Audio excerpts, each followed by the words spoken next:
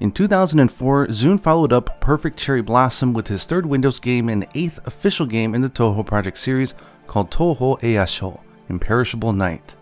This game featured 8 playable characters and a whopping 21 new songs. For this game, ZUN had the idea of a partner system in which you can choose from a team of 2.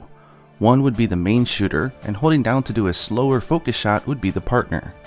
Players could choose to play as Reimu and Yukari, Marisa and Alice, Sakuya and Nermelia, or as Yomu and Yuyuko. For the anime clips I'll be using, they're from episodes 8 through 13 of Memories of Phantasm, a fan circle made high quality anime. While it does change some of the lore to fit the new format, it does a great job of telling the story and introducing the characters. Just like the previous videos, I'll be doing a massive simplification of the story and introducing the characters and story through the music. It's the eve of the Harvest Moon Festival in Gensokyo when our heroines notice that the moon has been replaced by a fake one. You stop the progression of time, thus creating an imperishable night, and race to find out who did it. The title screen theme song, Eternal Night Vignette Eastern Night, is one of ZUN's favorites and is meant to capture the atmosphere of Gensokyo.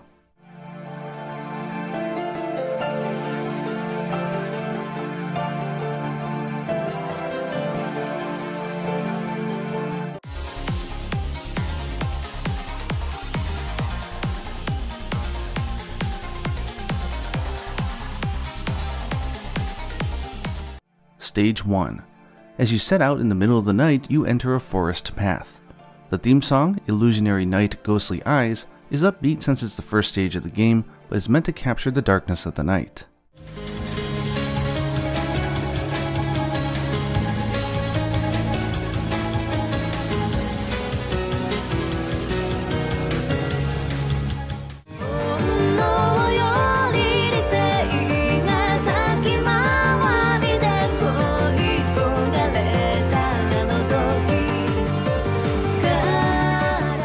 Stage 1 Boss. You encounter the Firefly Yokai, Wriggle Nightbug. She attacks you guys thinking that you're an easy target, but she couldn't be more wrong. Her theme song, Stirring in Autumn Moon, Mooned Insect, is supposed to capture the energy of the night bugs.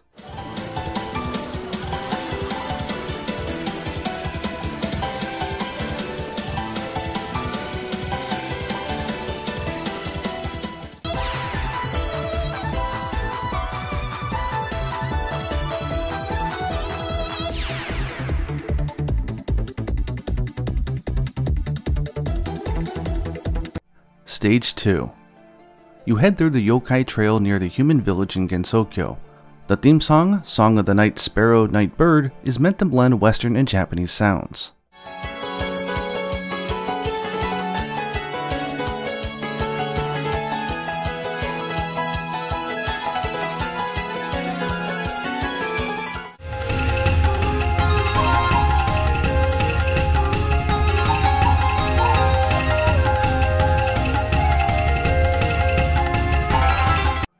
Stage 2 Boss.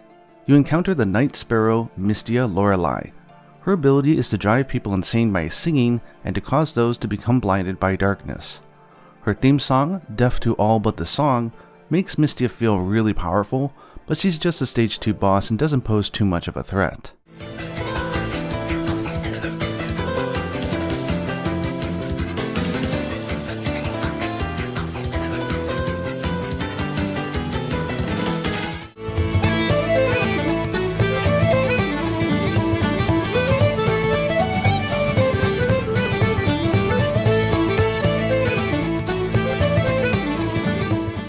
Stage 3. You start to approach the human village. The theme song, Nostalgic Blood of the East, Old World, is similar to one of the classic Touhou game songs that ZUN had made years previously, so to him it brings back lots of feelings of nostalgia when he hears it.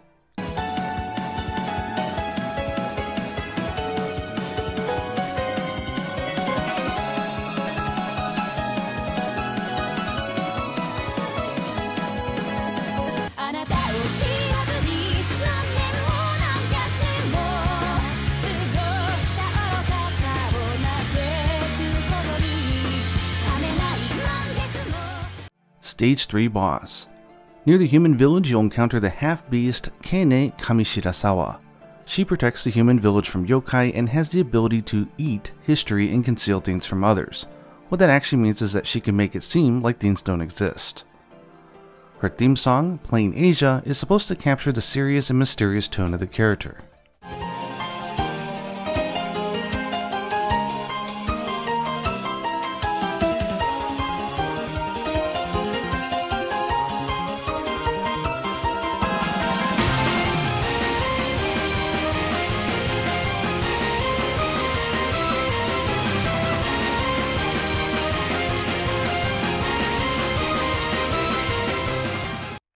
Stage 4. After defeating Kane, she lets you know that the person responsible for swapping the moon with a fake one is located somewhere in the bamboo forest of the lost. The theme song, Retribution for the Eternal Night, Imperishable Night, is an arrangement of the title theme song.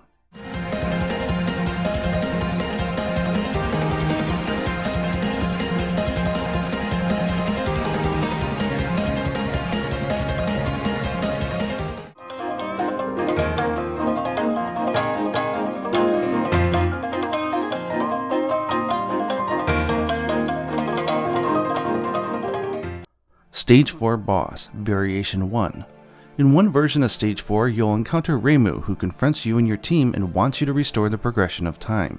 She doesn't understand that you are both using it to find the perpetrator of the fake moon. Her theme song, Maiden's Capriccio Dream Battle, is an arrangement of the Stage 4 boss theme in ZUN's fourth game on the PC-98, Lotus Land Story. I'll include it here for reference.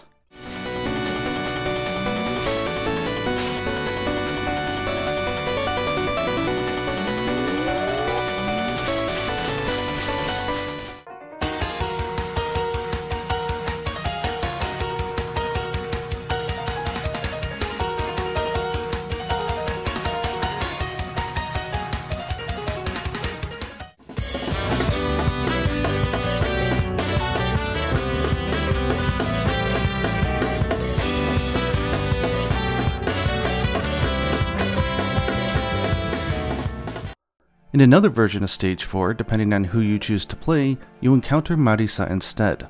Her theme song, Love Colored Master's Spark, is a rearrangement of her theme from the second game ZUN ever made, Story of Eastern Wonderland. ZUN has stated that out of several theme songs that Marisa has, this is the one he feels suits her best.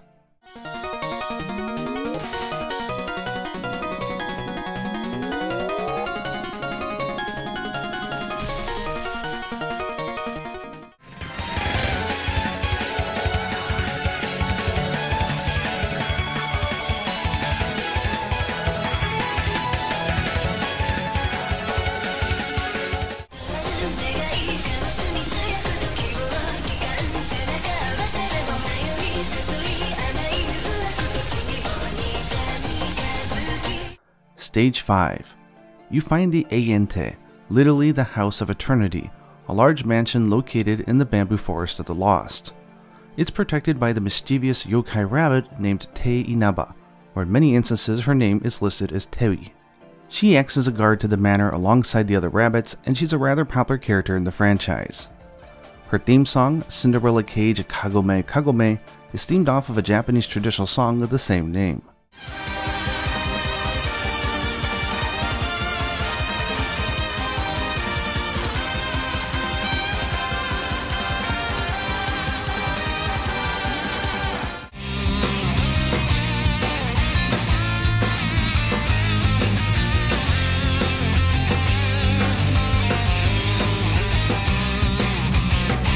Stage 5 Boss.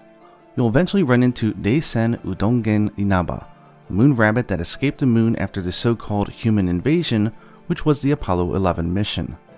Upon finding her way to Gensokyo, Reisen decided not to return to the moon and agreed to act as a guard to the mistress of the manor. She has the power of insanity, which she controls from her red eyes, manipulating radio waves to confuse and deceive others. Her theme song, Lunatic Eyes Invisible Full Moon, is an energetic song, and the title refers to her special ability.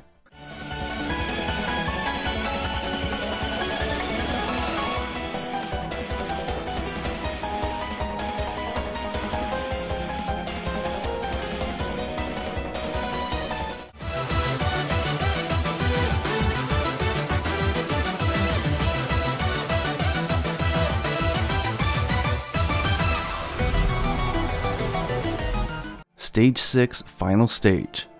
Upon defeating Daisen, you have a choice of paths leading to different final bosses. The theme song, Voyage 1969, refers to the Apollo mission to the moon.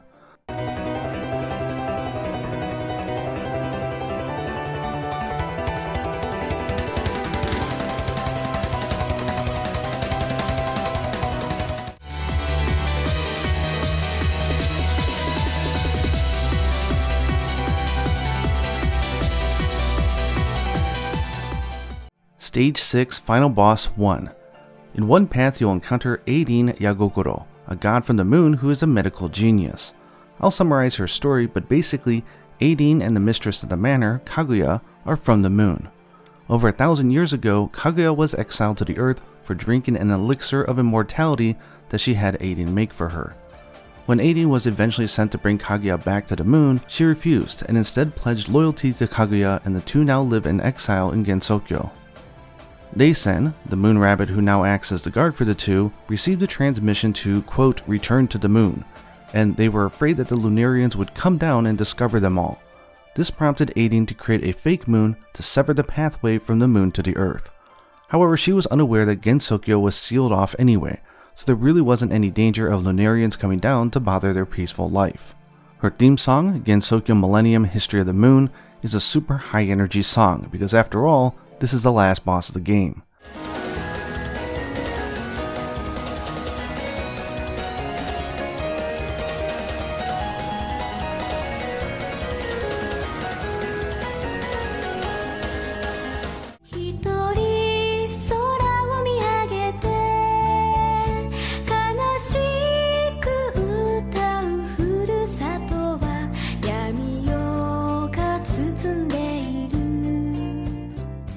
Stage 6 Final Boss 2.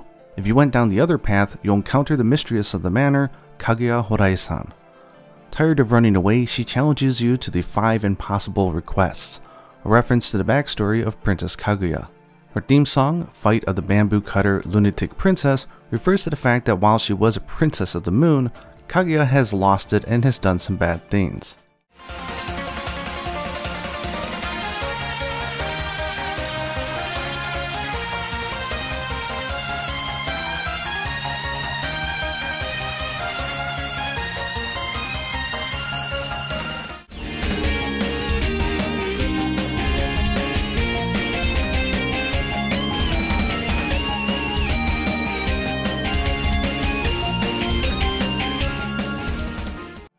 Stage 6 Last Spell.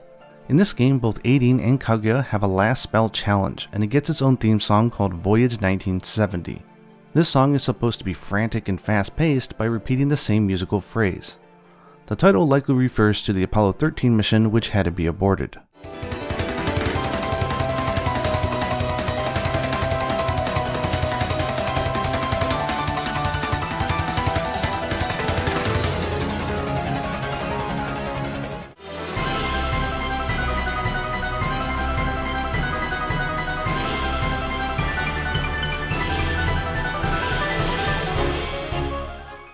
Extra Stage. After the events of the story, Kaguya tells everybody to come back to the forest and take part in a Trial of Guts on the night of a full moon. The girls pair up again and head out. The theme song here, Extend Ash, Person of Horai, is pretty laid back for an extra stage and is meant to be more like a test of courage.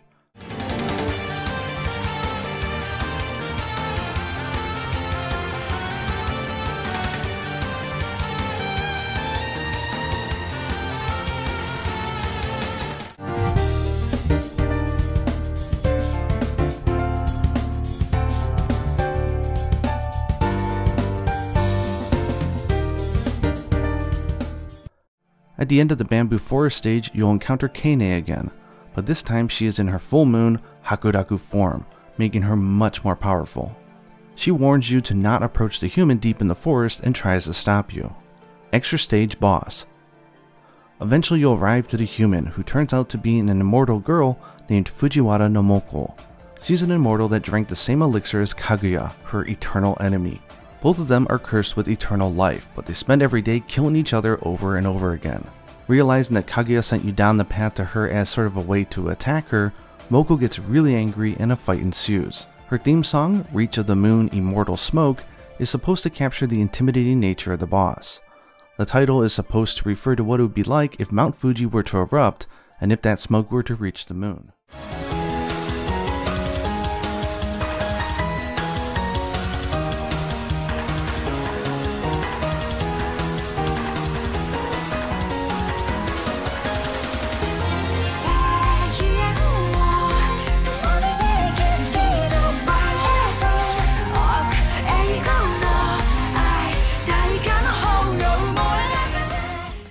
Ending theme. The ending theme, called Evening Primrose, is relaxed and captures the idea of moon watching, something that both humans and yokai alike enjoy.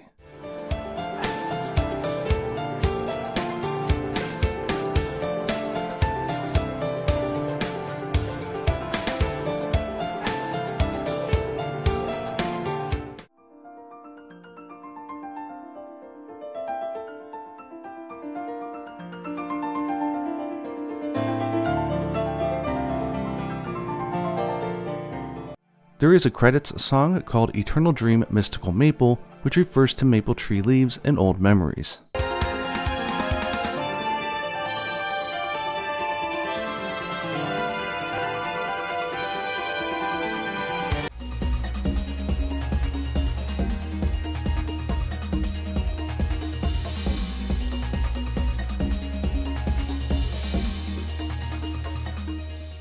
Last but not least, there's one final song which was used in the spell card practice mode.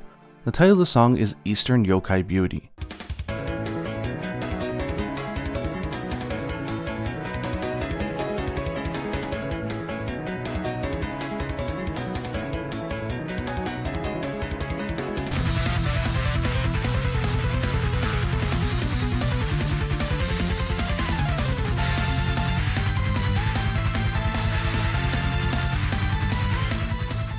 Imperishable Night remains one of the more popular of the Touhou games, and for good reason. The songs and characters introduced come up a lot in fan art and remixes. Are you familiar with this game? If so, who's your favorite character from it and why? I'd love to read your comments down below. I hope you guys enjoyed this video, and until next time, happy yokai hunting.